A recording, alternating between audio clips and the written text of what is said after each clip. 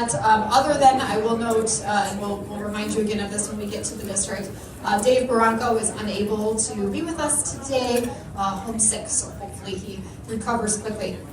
Again, I want to say good morning and thank you for being here. I'm Jody Schwan. I'm the founder of Align Content Studio and also the publisher of Sioux Falls Business and Pigeon605.com. That's pigeon like the bird. And if neither of those make sense to you, please look them up and sign up, and hopefully you will join our growing crowd of readers. We cover a broad variety now of community news. It is my pleasure to serve as your moderator today for our City Council Candidate Forum. This forum has been organized by the Home Builders Association of the Sioux Empire, the Realtors Association of the Sioux Empire, and the South Dakota Multi-Housing Association. And I want to thank our sponsor for the event today. Please join me in thanking First Premier Bank.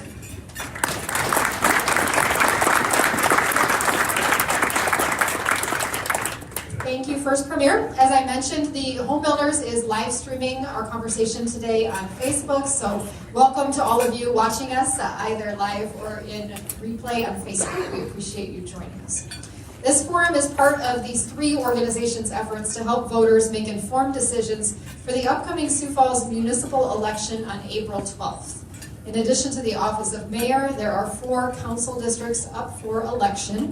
They include At-Large A, At-Large B, the Southeast District, and the Central District. So in just a moment, we are going to start the forum, but before we do, I'd like to explain the procedures. This might be a bit different than some forums that you've seen before. So here's how it's going to work. Candidates, you'll each have 5 minutes to introduce yourself and essentially to talk about the housing industry, to explain your position on industry-related issues. And to help guide you, the organizations have put together 3 questions. I will be repeating these throughout the event, but here they are. Number 1, what is your approach to encouraging greater neighborhood acceptance of higher density housing? Do you support the use of tax increment financing, or TIF, to help fund infrastructure improvements in residential neighborhoods? And 3, land and building costs are driving many first-time homebuyers outside the city limits. What can we do to combat this trend? So those are the 3 questions they would like you to address, as well as anything else you have by way of a message to the housing industry. So again, each candidate has 5 minutes. You'll introduce yourself.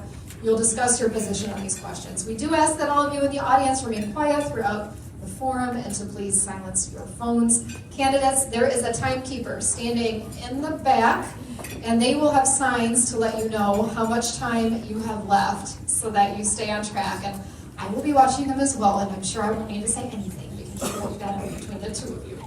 As I said, broadcast is live on Facebook. It will be available for review and playback after the event is concluded. So with that being said, let's meet the candidates for Sioux Falls City Council. We are going to start with At-Large A. I'm going to call you up one at a time.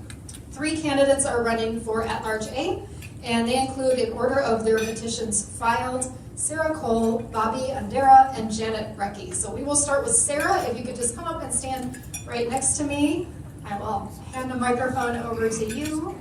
And again, 5 minutes to introduce yourself and discuss your position on those issues. You can see over there where we're live streaming on Facebook, so as long as you stand about here, you'll be good.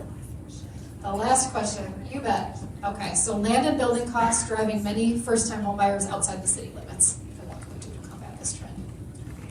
All right, take it away. Hi, I'm Sarah Cole, and I'm running for At-Large Seat A, and as she explained, there are 3 of us running for the seat. I'm originally from Moorhead, Minnesota, and found my way here to Sioux Falls for training at Sanford. I did my pediatric residency, had to move away, and knew I wanted to move back to Sioux Falls here. So the reason why I'm running for City Council is I've been extraordinarily blessed to live here. I have 2 kids, and just the opportunities present in this community, I felt like we were really welcomed with open arms. It feels safe here. It feels, I became a home buyer for the first time in 2018, and really that's the American dream, to be able to buy a home and provide for my family in that sense. And I just, as with Christina Erickson leading the City Council, she's been such a strong advocate for working families, and I am a working mom, and I feel like I will be a voice on the council for working families here.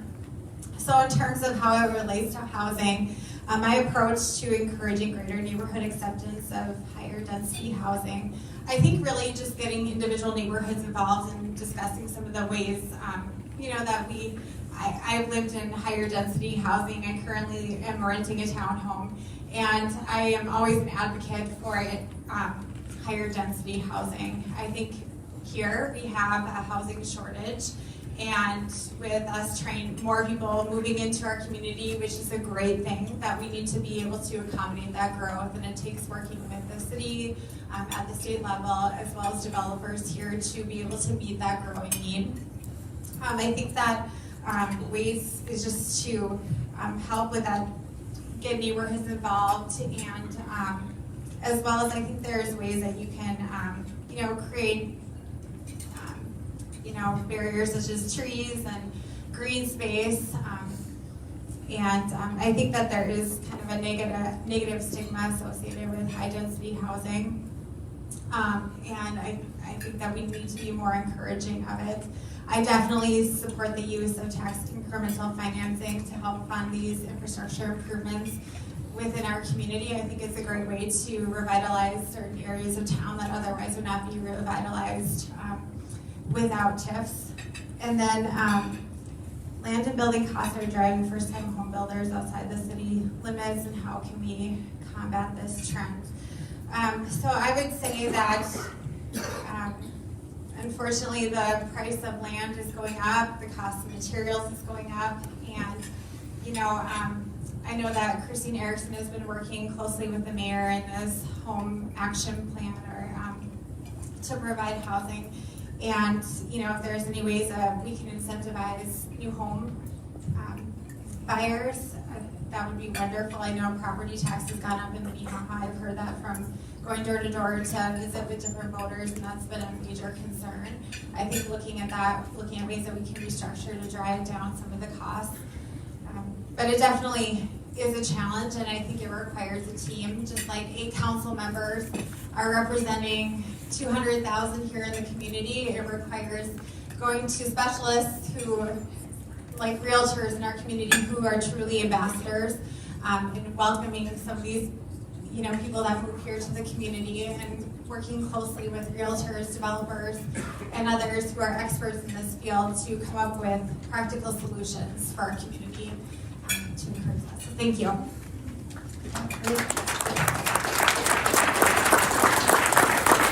Thank you, Sarah. Again, that is Sarah Cole. And now I will invite Bobby Andera up.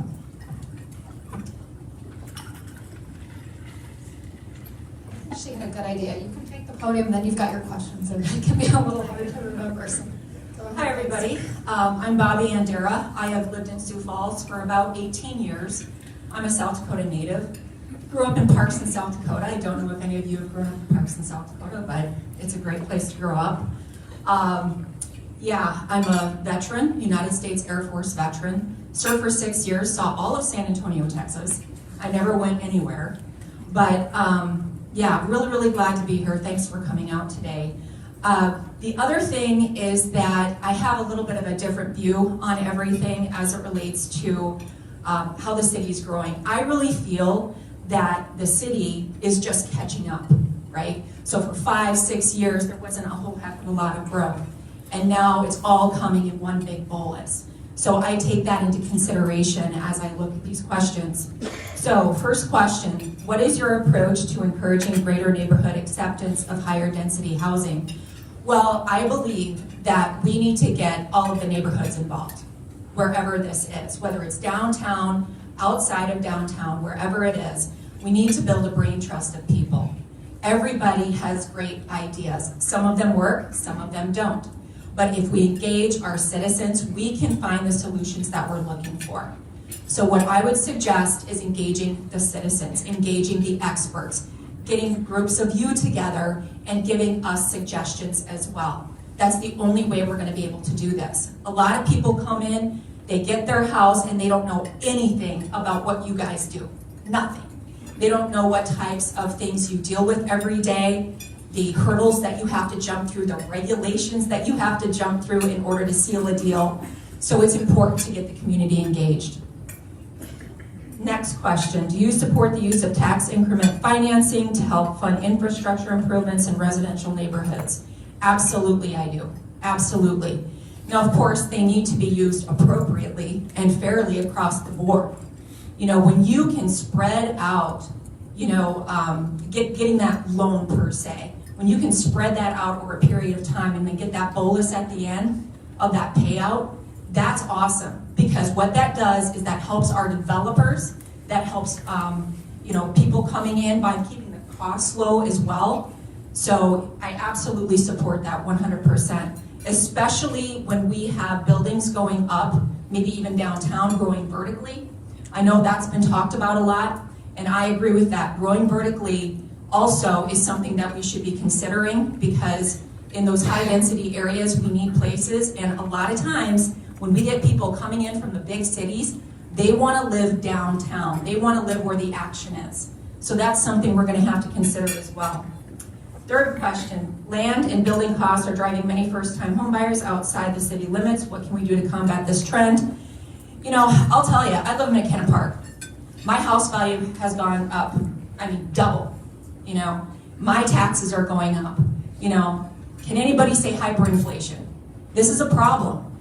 So can we control hyperinflation? Well, maybe there are some ways we can, but overall, we've got to work together. We've got to negotiate with builders, negotiate with contractors, making sure that we keep those prices low. This is a very, very difficult question to answer, because there's a lot of things outside this question that we simply don't have control over. But that's how I would answer that question. Terrific, thank you so much. I'll Yes. take the microphone back. And our final candidate for at-large A is Janet Brady.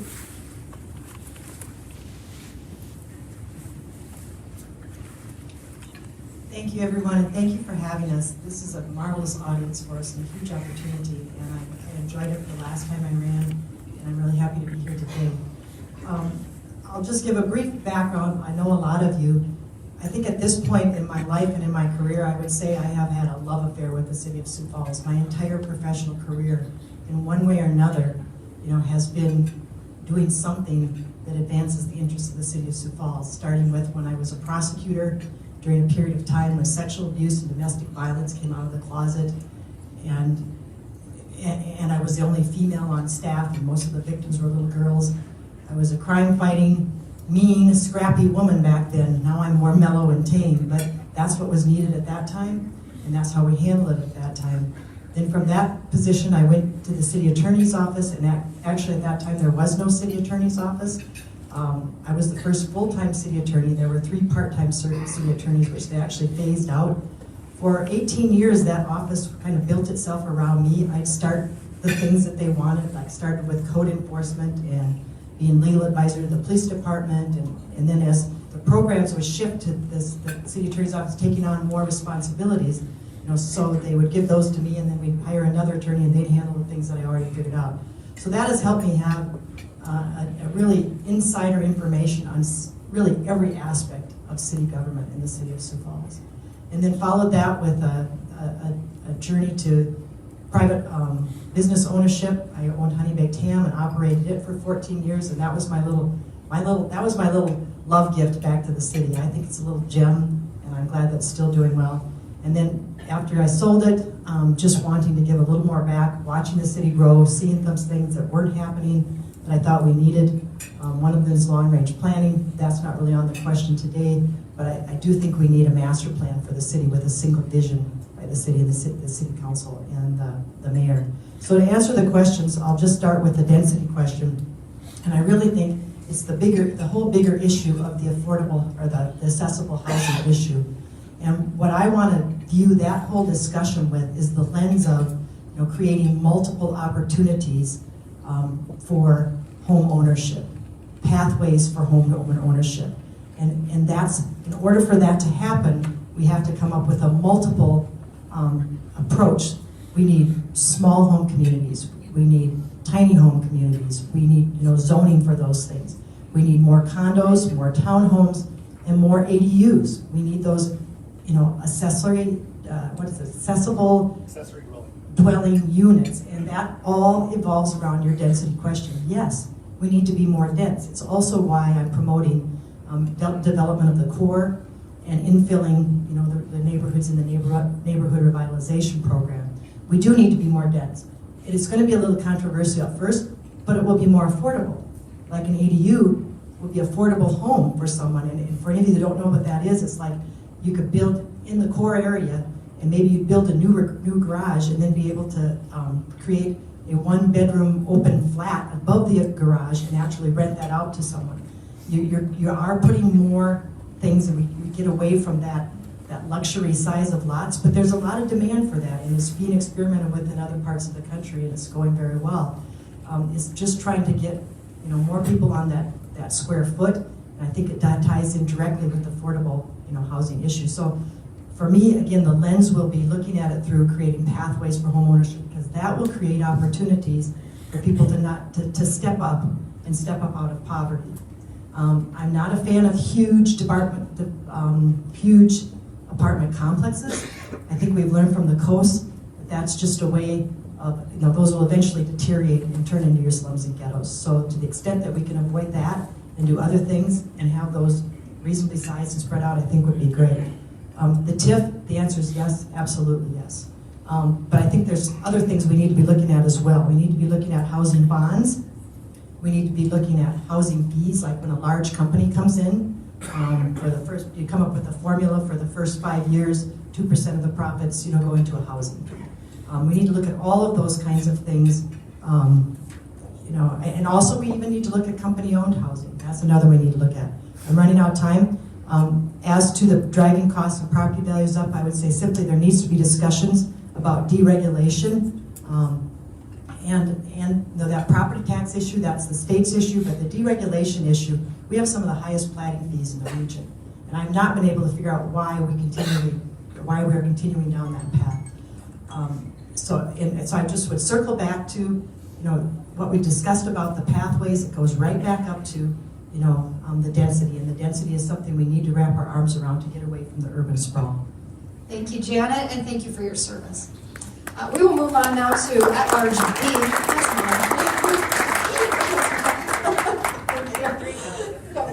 You're just fine. I think candidates have done a good job of repeating the questions, so I won't do that again as we do invite at-large B. Two candidates are running for at-large B, and again, in order of the petitions filed, they are Pam Cole and Rich McCormack. So I would invite Pam forward at this time.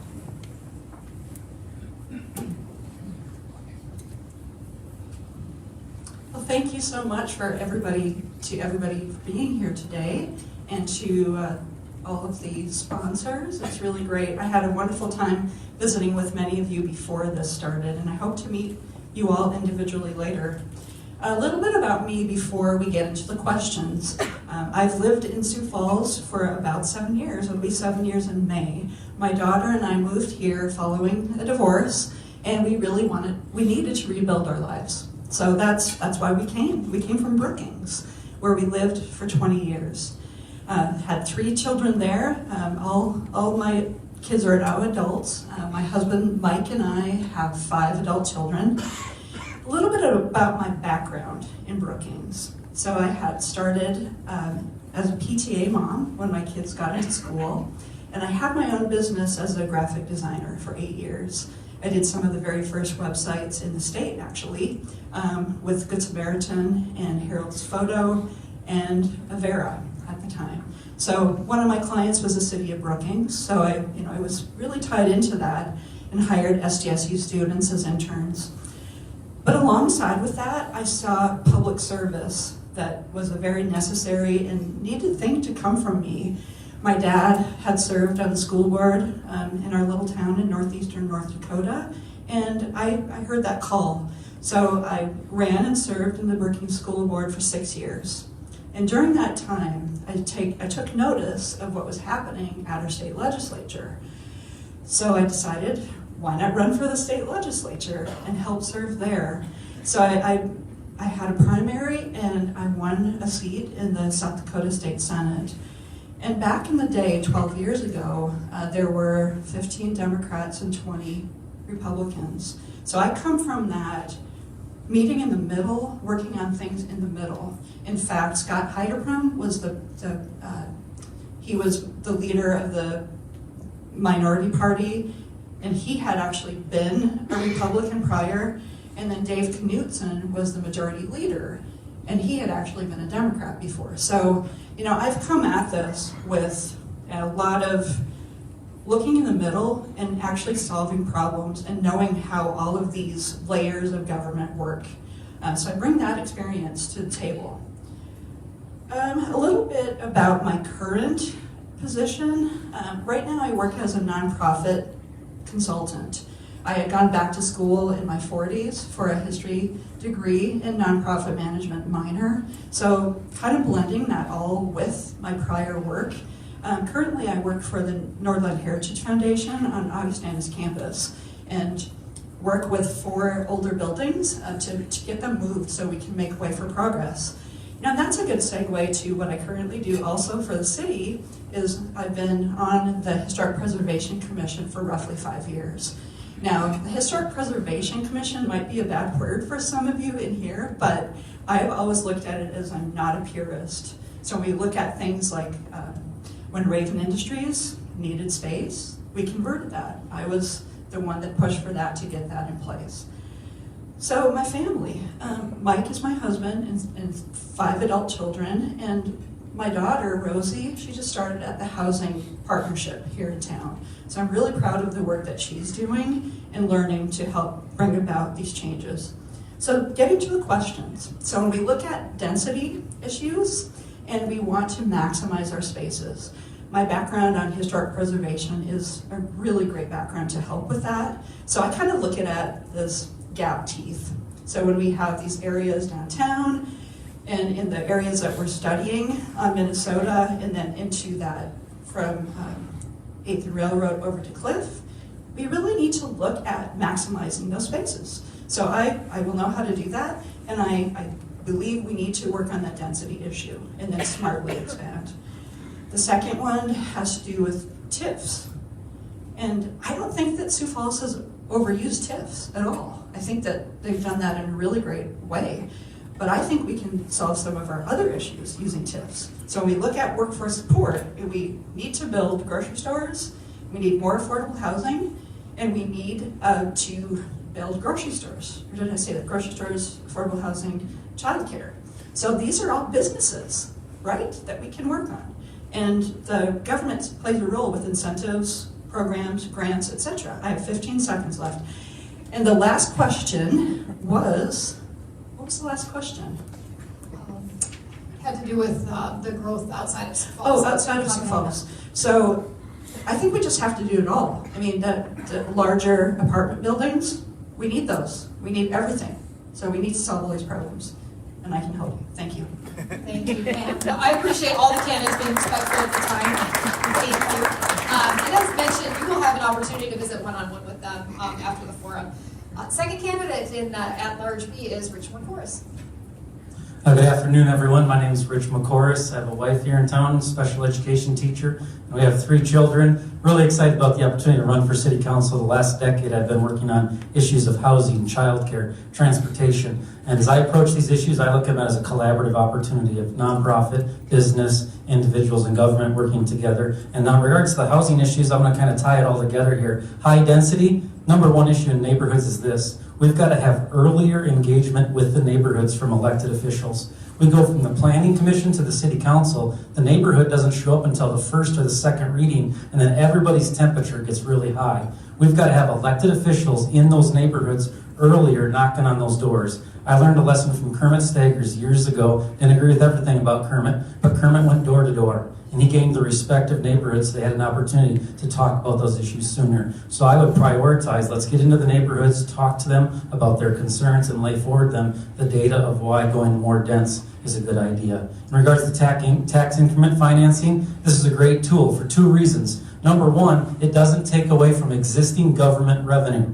Anytime you take away from existing government revenue, you're going to have a fight on your hands. And so it's a great tool that we can use that's going to create revenue over the long haul, but in between time with that TIF, it allows the investment for housing in that area. The second reason that I'm a big proponent of TIFs that we don't talk about very often is that every dollar that's invested in Sioux Falls, so for example, Sioux Steel or Sharapa, another city wants that dollar. Des Moines wants that dollar, Minneapolis wants that dollar. What a TIF does is a TIF strengthens the investment for that developer or that investor. And so TIF is a way for us to what? Recruit more dollars to our community. And so I'm a big proponent of using TIFs for housing and meeting specific needs. The third item, land costs, is a big issue, and building costs. Number one is this: the city is going to have to get involved at renewing some of our core neighborhoods, which is going to open up some land for single-family homes, triplexes, and duplexes, and we're going to have to incentivize that. It is going to be an investment we're going to have to make to provide that initial home ownership opportunity. But there is a bigger issue that hasn't even been mentioned yet today. In the last 7 days, the election in Sioux Falls has changed. There is a sustainability and a climate action plan that's coming before the City Council in the next 2 months. The sustainability and climate action plan that's coming before the City Council in the next 2 months is a game changer when it comes to housing.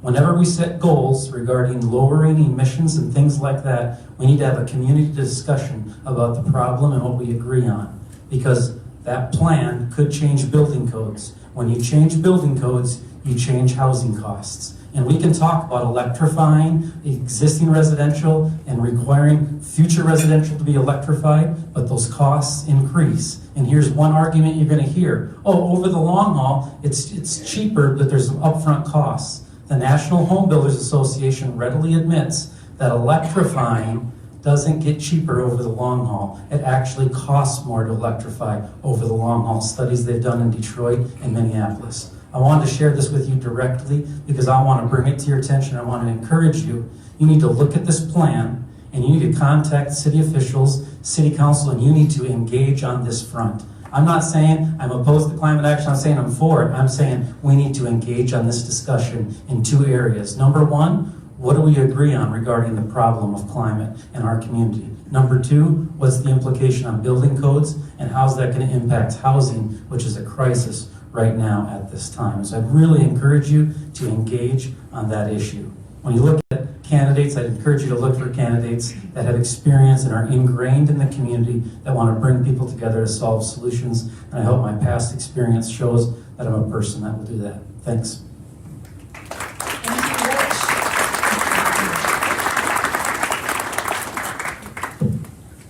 We are now going to move on to the Central District. There are 3 candidates running in the Central District. In order of the petitions filed, again, Jim Brzezinski, Curtseal, and Emmett Straffer. So Jim, here. Thank you.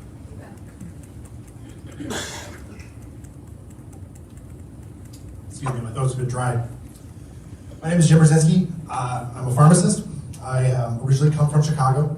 I graduated in 2008 from pharmacy school, and shortly after that, I became obsessed with real estate. I fancied myself a developer. I thought I was going to build a huge real estate empire. Well, that didn't happen. But anyway, I still love real estate. I own property. I'm a landlord. This is an issue that has become pretty important to me. So let's get to the issues. So the first question is about density. So the number one problem right now is when you ask someone who has a house, and you ask them to say, we're going to build an apartment complex right next to it, you're going from 0 to 100. Everyone is going to fight that. No one wants that kind of change. What I propose is that we really examine the zoning codes as they are. We need far more adaptable zoning. We need to be able to allow smaller development to happen anywhere in the city. And again, it can happen slowly, it can happen incrementally, it can happen in a way that no one's going to be upset. No one gets upset when you build a 2-flat, you build a twin home next to them. They're not going to fight that. It's just another house. It doesn't even have to look any different. So we can address the zoning in that. It will also help bring down costs, because if we address the zoning, we can make it so that anyone can approach the zoning to build better housing. I'm sure all of you guys have had to deal with trying to permit, trying to go through the process. And that adds time, it adds costs. Anyone, me included, a failed real estate developer, should be able to go to and figure out how to build a house. Be able to build a 2-flat, be able to build a 3-flat. we can have accepted standards throughout the city that allows the development to happen without having to go through this whole process. Zoning was originally created to make building easier, but yet at the same time, every single building nowadays almost always requires rezoning, it requires process. It goes through time. It takes some time and it takes some money. We can change that. TIF. I'm going to be probably a little bit of a contrarian here. I don't always support TIFs. I guess I should leave that. No. So the problem with TIFs is that they were originally created for a very specific purpose, and yet we pretty much use them for just about anything. Using TIF money robs our future revenues. Yes, they are revenue neutral today, but in the long run, we have no idea if that project is going to pay off. We have no idea what our needs are going to be. So we really have to take a case-by-case basis to examine the use of TIFs. Not every project is going to work. Sioux Steel, for example, may not work. Village on the River may not. Oh wait, it didn't work. So that's an example. I think you really need to have a hard look at when you use TIFs and the best way to use them. Costs. Again, going back to the zoning. One of the reasons why housing gets so expensive is because of the zoning. When you segregate and you only allow larger density in certain areas, it artificially increases prices. This is well understood. This is well known, and this has been studied very, very well in other places. So we really just need to make it simpler to build a little bit more, a little bit everywhere.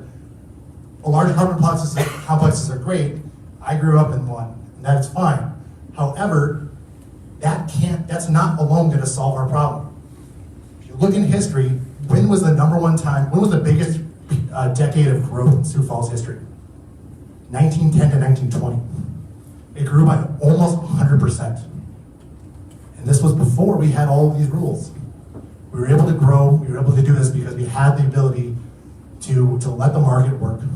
We need to allow that to happen again. My name is Jim Brzezinski. Tough name, easy choice. Thanks, Jim. Our second candidate for the Central District is Curtseal.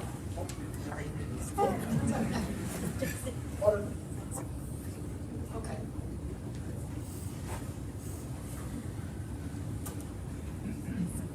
Thank you. And thank you for having us here. It's good to see a lot of familiar faces out there. I guess that comes from being around a long time. Short bio, born in Sioux Falls, raised on a farm southwest Minnesota, chased a little redhead here in 1980. We've been married 42 years now, raised our children here.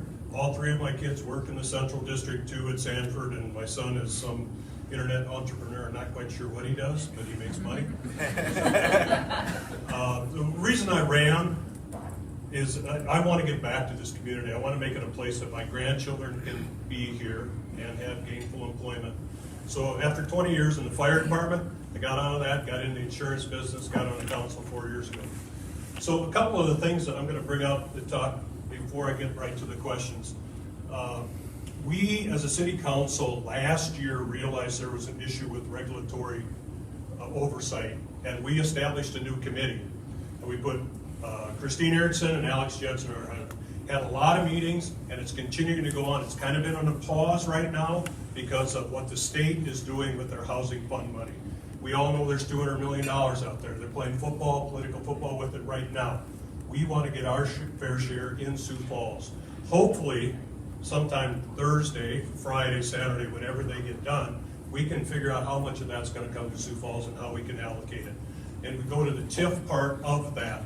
Currently, the Sioux Steel and Sharapa, et cetera, are the ones that come in front of the public. The ones that get turned down internally in the planning and development, in the mayor's office, and with work with the council.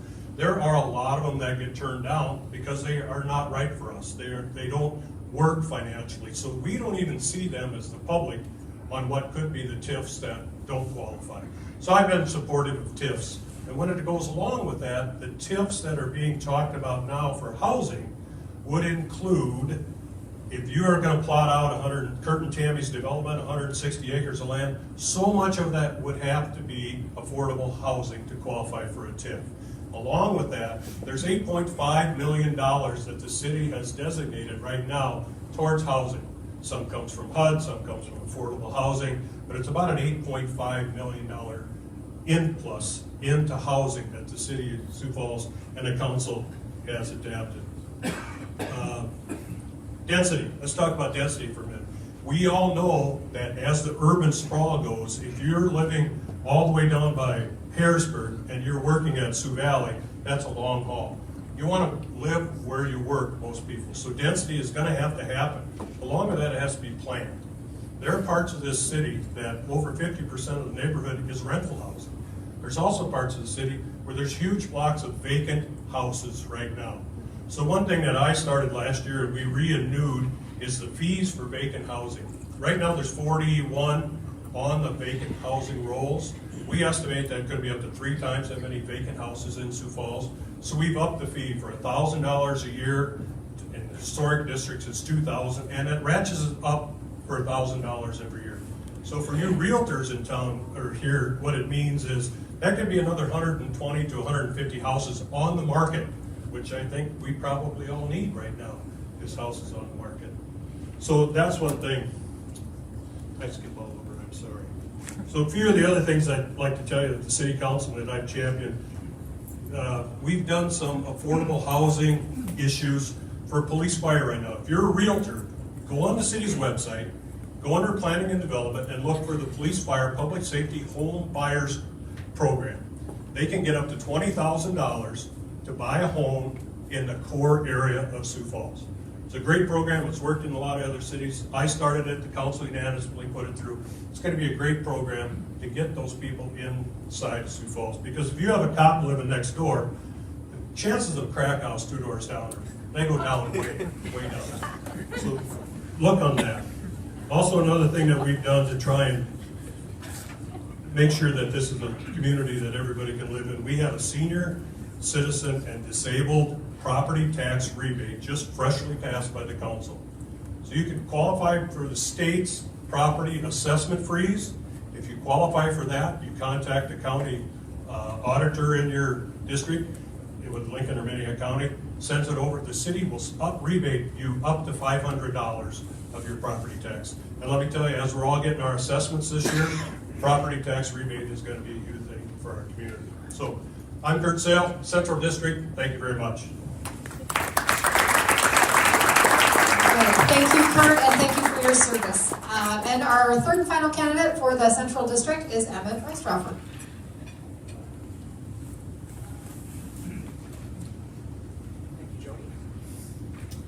Good afternoon, everyone. Emmett Straffer. I guess I get the benefit of going after several other candidates.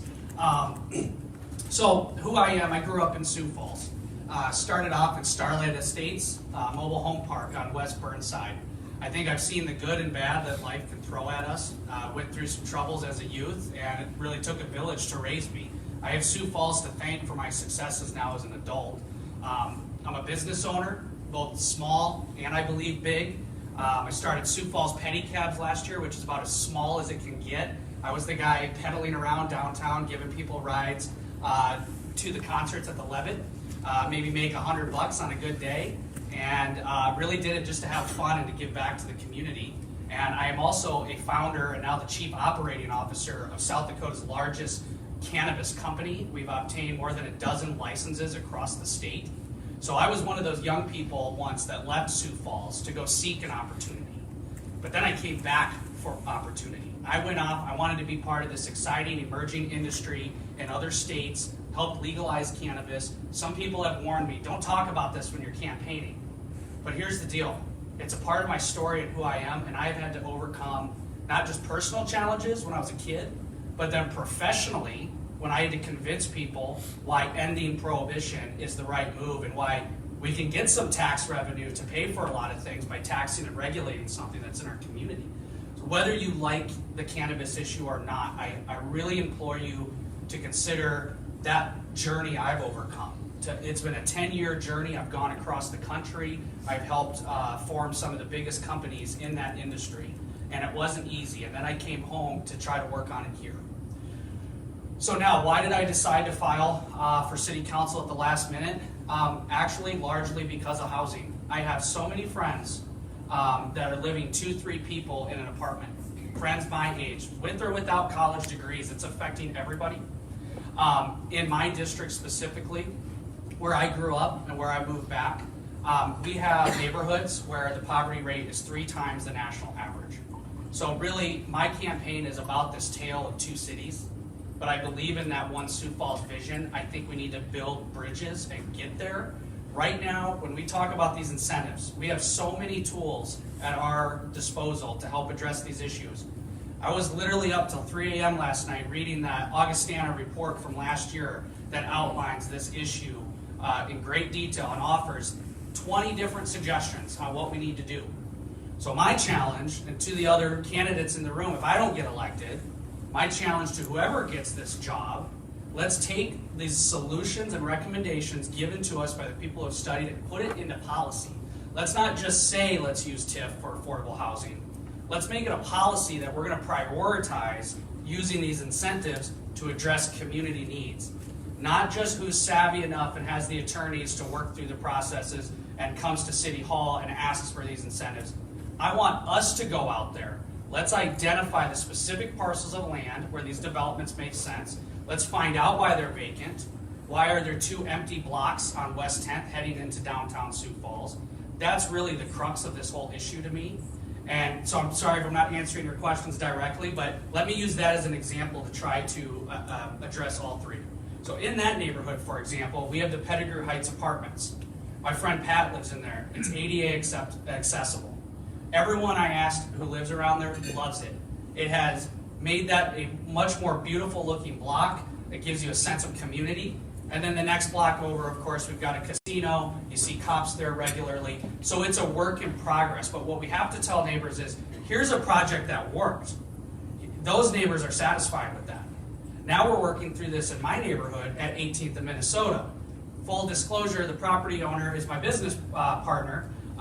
So I'm not sure what role I would have on that if it gets in front of me, if I'd have to recuse myself. But we're having that battle in the All Saints neighborhood where neighbors are concerned. We need to point to the benefits. We also need to rectify these projects where maybe it isn't having a positive impact. If you don't want an apartment in your neighborhood, we need to make sure there aren't other buildings that do have negative impacts. We need to go proactive. So I'm running out of time. I tend to go on too long. Here's my takeaways. Balance.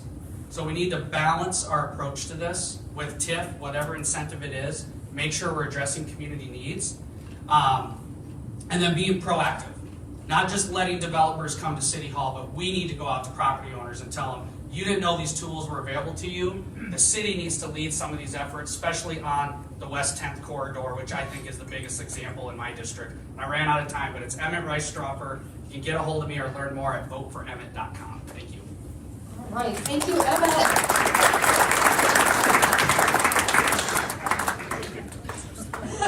And finally, we have the Southeast. And as I mentioned at the beginning of the forum, one of our 2 candidates, David Barranco, is unable to be with us today. I did get a message from him on my watch during the program, apologizing for that. So, Dave, if you're watching from home, we hope you feel better soon. And he said that he looks forward to discussing these issues with all of you.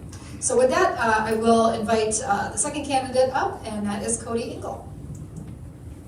Thank you, Jody, and thank you everybody for coming here, for inviting us here. I'm really excited to tell you a little bit about myself, my desire to run for city council, and I'm going to address some of these issues. So my name is Cody Engel. I have lived in Sioux Falls for about 7.5 years now. I moved from a small town in Indiana.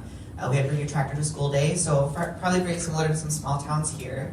My current profession is an IT and app support specialist at a clinic called the Center for Family Medicine. So I'm a person that tells a lot of people to restart their computers and resets their passwords. I'm probably very familiar with those people, so that's me. I'm one of those people. I really enjoy the job. We get to work with family medicine residents, and so they come and they spend their 3 years of residency at our program. We train them, teach them how to become efficient physicians, and then they are probably a lot of the family physicians that you work with today. So it's a really great job, and I am currently pursuing a master's in public health with a specialization in population health research and analytics. So basically it's a lot of data, which I really like. And one of the key things that we talk about in population health is this idea of social determinants of health. It's something that is really being looked at more closely and really important. One of those issues that come up is housing, and I think that is such an important issue for us to think about and to talk about as we think about as a city, how can we address this? How can we make people healthier, not only physically, but also socially, and housing is one of those issues. So getting to the questions, the first one talking about density and how do we engage communities, how do we get community buy-in for that. It's been talked about, but urban sprawl, it is an issue, and it is something that statistically has been shown to cause cities to essentially decline in revenue and economy and all of those and in the areas that are important to keep city growing. So I think density is a really important issue we have to talk about, and really community engagement is key to that. Communities, they may be hesitant at first, and as mentioned, you know, when you talk about building houses closer together, large apartment complex, there is essentially pushback at the beginning. I think the more that we can engage communities at the forefront and the more that we can really have them be a part of the conversation, it's going to be really critical to helping to sell this idea of density and building not so spread out. And that moves into an accessibility issue as well. I live in the Southeast District. We're growing very rapidly there. One of the things that we're seeing is that there is a lack of accessibility it's a driving district. Most people have to drive somewhere in order to get their groceries, in order to do whatever it is they need to do. So if I am elected to city council, I would love to be able to help plan and to figure out how can we make it more accessible for those that need it. And I think also having realtors on our team is going to be super important, and the housing workforce in general. You know, really you're not selling houses, you're selling communities. And I think that it's important for us to engage you and to engage the housing workforce, to engage all of that in order to really figure out how we can do better with housing, how we can make more affordable housing. Secondly, I do support TIFs. I think this is a really innovative way, and it's a good strategy. We've seen success in it across the country, and it is a great way for us to really revitalize, to develop, to talk about the issues that we've been talking about today, like housing and accessibility, affordable housing, all of those areas. So yes, in full support of that. And lastly, the increase in property driving people outside of the city. I think, again, this is another thing where we need to engage people, working with developers, partnering with developers, figuring out incentives that we can have for people like first-time homeowners. Can we incentivize developers to develop these buildings? How can we work together as a community to really help to bring people into the community rather than pushing them away from it? I think one of the important things to realize is we don't necessarily need a lot of more gigantic apartment complexes. Not that we can't build more, but we need more options. We need more options for people to be able to have, and in order to do that, we have to work together and come up with solutions for that. So thank you again so much. My name is Cody Engel, running for Southeast District.